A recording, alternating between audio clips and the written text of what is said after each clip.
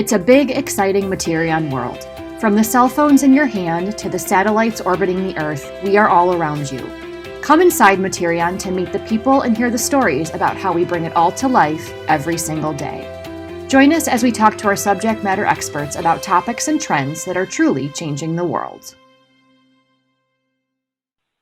If the past 18 months of living through a global pandemic have taught us anything, it's that our society craves expectations for advancements in technologies. Technologies that are related to disease detection, prevention, and a quality of life. Today, we are going to explore an industry known as life science. Here at Materion, we support the life science industry with the state-of-the-art, custom-built optics and filters that help our medical professionals discover ways to improve our health.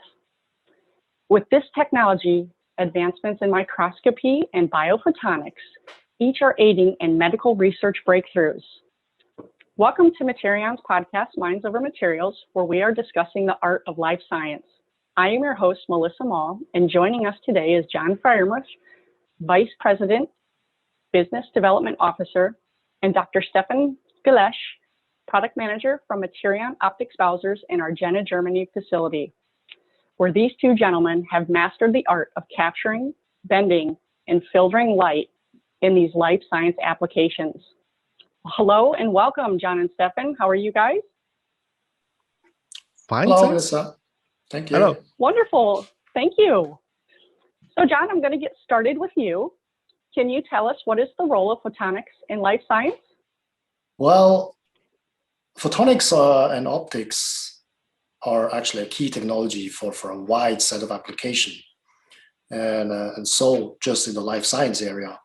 So if I have to sum it up, usually photonics are used to observe or detect something contactless or by looking at it from a distance, which means that the object is not affected directly and is a big advantage in many life science applications. At the least, it's a benefit. Very common examples are just simple optical microscopy, right? You use to look at cells or tissue, or thermal imaging, thermal cameras. If you have flown recently, so you might have seen at the airport thermal cameras that actually take your body temperature from a distance and quite far away. So that's a big advantage, right? You can do it kind of undercover or without touching anybody.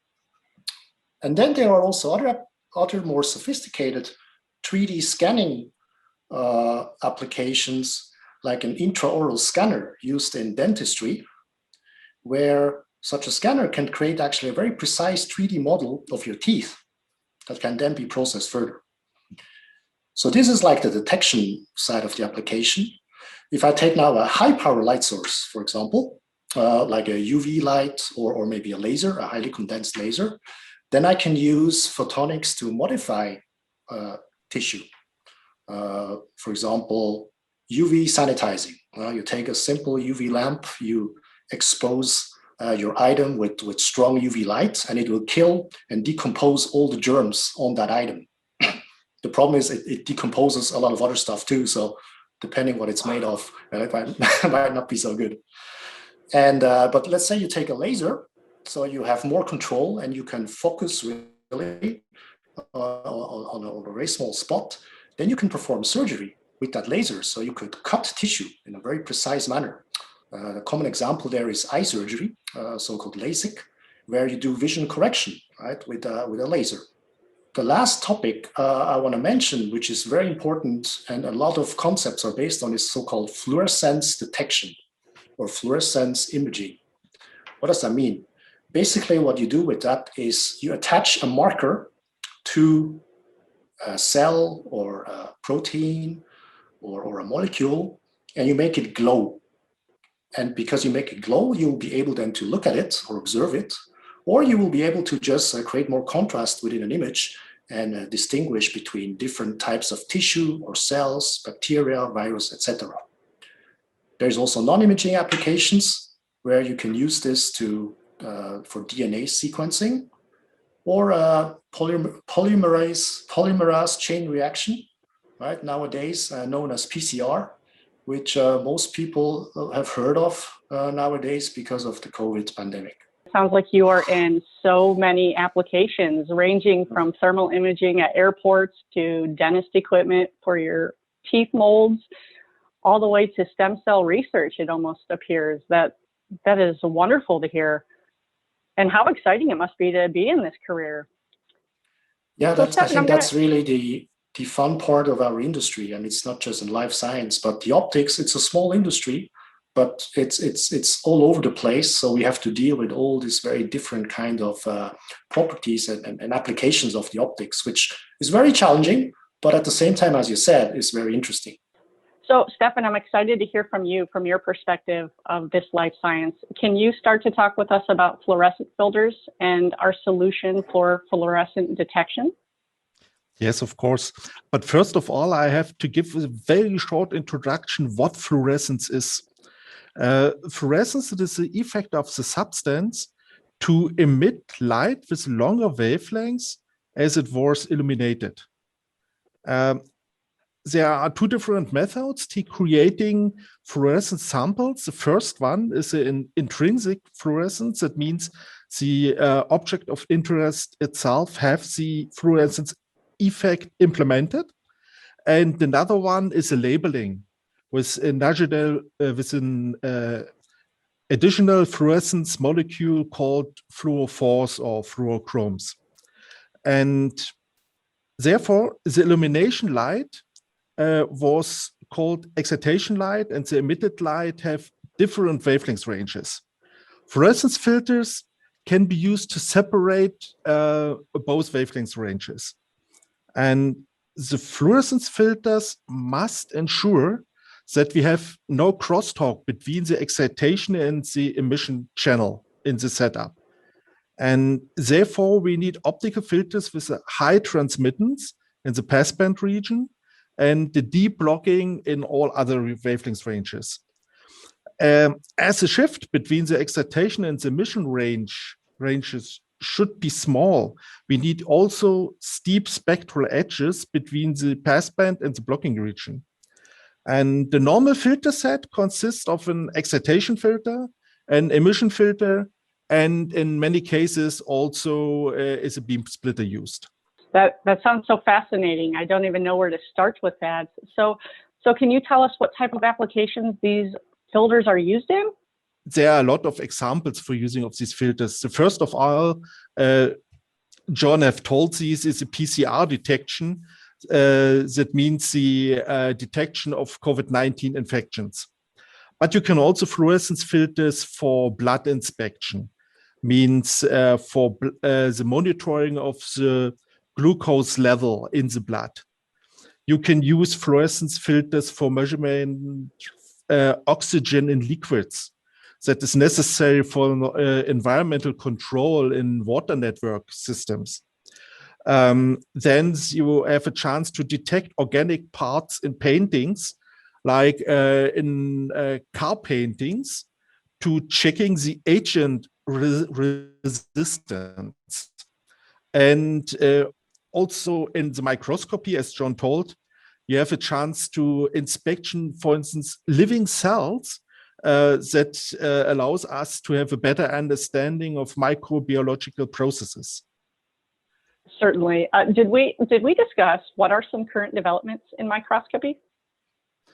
One of these developments is the super resolution microscopy. That allows us to break the diffraction limit in the light. That means now we can see details smaller than the wavelengths as the inspected light has. For example, in a normal microscope, we are not able to separate structures smaller than 530 nanometers with an illumination of green light. But now we are able to see structures smaller than 530 nanometers, for instance, also at 300 nanometers. That's a huge step for inspection of cell structure. And our filters for fluorescence detection support that development with high performance like deeper blocking and steeper spectral edges. Another development is the use of linear variable filters in the microscopy. These have a special effect to shift the spectral edges with shifting of the illumination area over the filter surface. With normal fluorescence filters, you are limited to exact one specific spectral passband for the excitation and another for the emission filter. If you need to inspect with other spectral bands, you have to change the fluorescence filter set. With linear variable filters, you are able to adapt your device with shifting the filters in your optical channel by hand or motorized. Therefore, you are more flexible and faster in your inspection process. Of course, we are also offer linear variable filters and are able to adapt our existing solutions to the customer's need. And you did say you are in business development, so I assume you reach out to all of your customers and follow up with them on their experience with all of your product mixes. And that just must be so fulfilling to know that you are making such an impact out in the global community. So I have to say, as you guys stated, you build custom state-of-the-art optics and filters. So where do you see this technology trending towards in the future? So John, let's get started with you. What do you think some of these trends are? Well, they are actually kind of similar with some mega trends that we see in other industries. Or to put it another way, some trends that we see in other industries, they kind of swap over to life science. So one thing is digitalization, right? So using like artificial intelligence, cloud computing, etc. It's used in industrial and consumer applications, and more also people find very good applications in the life science domain. And as also everywhere else, devices are shrinking, so they become portable or even wearable and more powerful. So I think a good example for digitalization is the example I mentioned before, the intraoral scanner. You have to imagine that as like basically an oversized toothbrush with a camera at the tip or a lens at the tip instead of your brush. And what the dentist then does, he puts it into your mouth and scans your jaw, right, with a high precision. And so already that, if I just stop there, that's just great improvement. You know, remember the days, you know, you have this mold or this sticky thingy up your jaw to take the imprint. I mean, I'm scared of it still now. And so already just that, you know, without anything else, I think major improvement. Of course, it's probably it's much more expensive to have this scanner just on its own instead of this sticky thingy. Sorry, my English is limited. So, but I think you know what I'm talking about.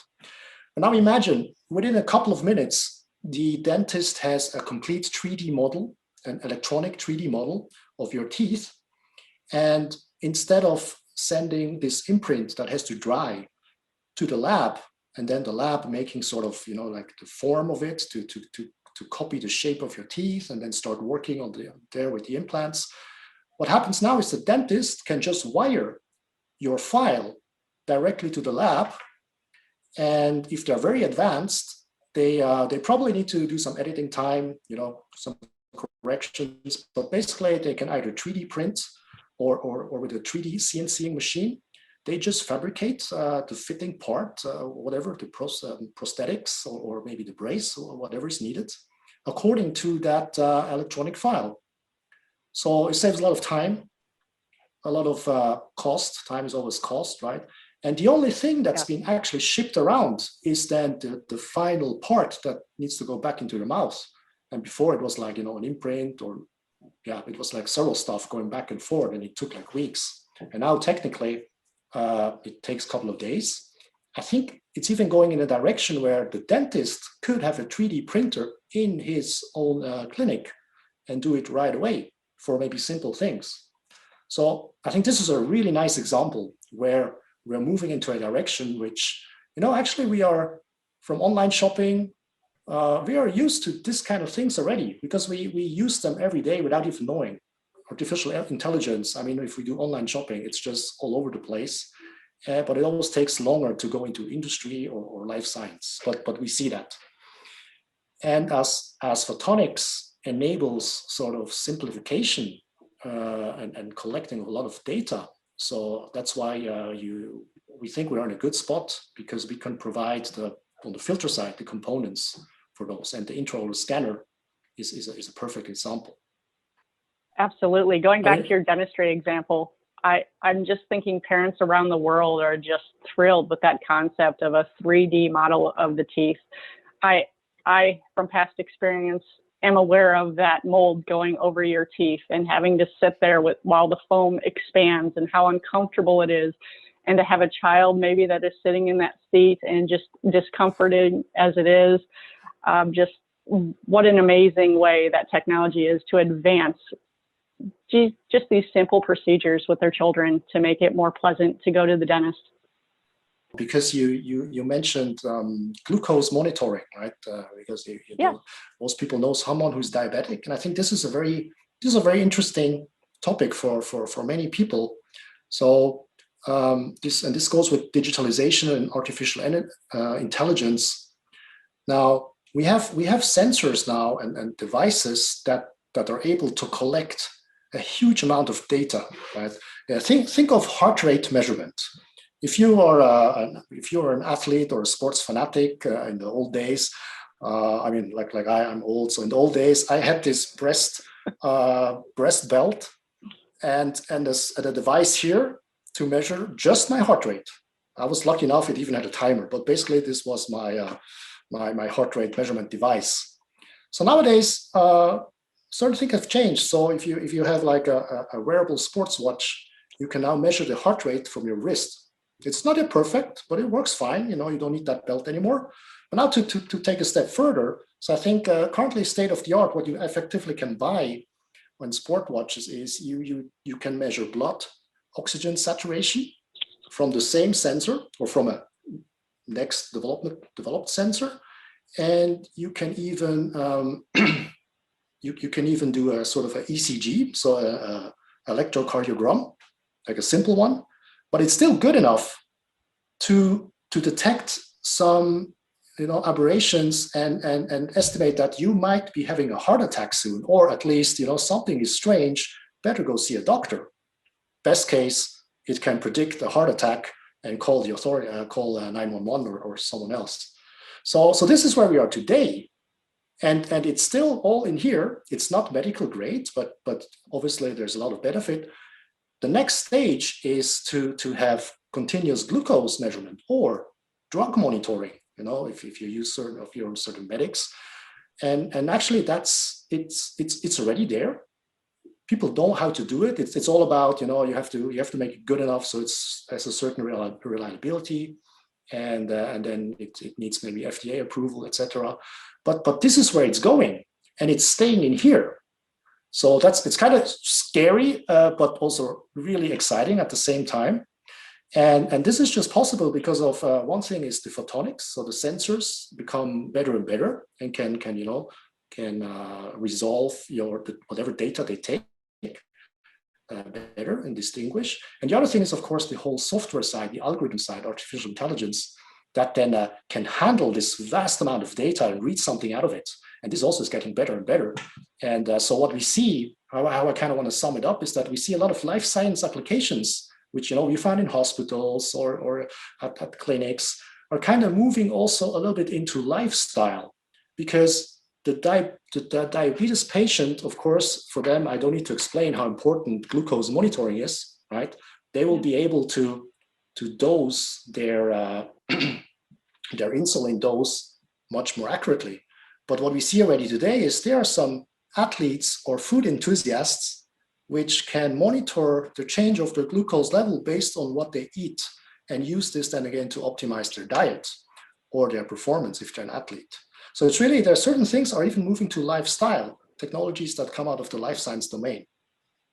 I think you hit such a great point there, that your life science is really all about the lifestyle. A couple of your examples that you gave were just amazing. Thank you for sharing that. How empowering.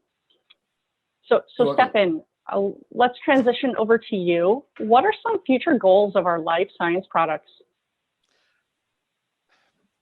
We don't produce products itself. We support our customers to develop the next generation devices. For instance, that was John told. And our goal is to support the customers with our filters, and therefore we conditionally improve our coating technology, our measurement technique to produce filters with higher performance to achieve such kind of resolutions, to detect 12 or more different blood values with one measurement or whatever. And for that, our filters need, that's what I told before, deeper blocking levels, steeper edges, higher transmittance. Thank you for that. Absolutely. And John, I guess the same question back to you. What are the future goals of our life science products? So I think it's, on the technical side is what Stefan mentioned, right? We are pushing performance. We're trying to stay at the edge of technology for our core competence, which is thin film coating, but also getting smaller, miniaturization.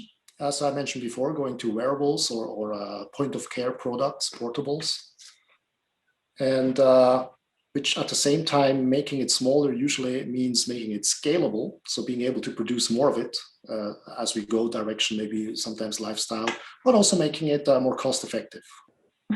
Absolutely. Well, in closing, I just want to thank you gentlemen today for your time. I certainly sense the passion that you both have in this industry, and I thank you for educating me and our audience with these fascinating, life-altering products. We hope that this episode provided clarity as to what we do here at Materion Optics Balzers, and thank you for your time today. Until next time, explore, inspire, deliver, and repeat. Goodbye. Thank you for tuning in to this episode. Be sure to follow Materion on our social media channels, as well as visit our website for more information about our innovative material solution.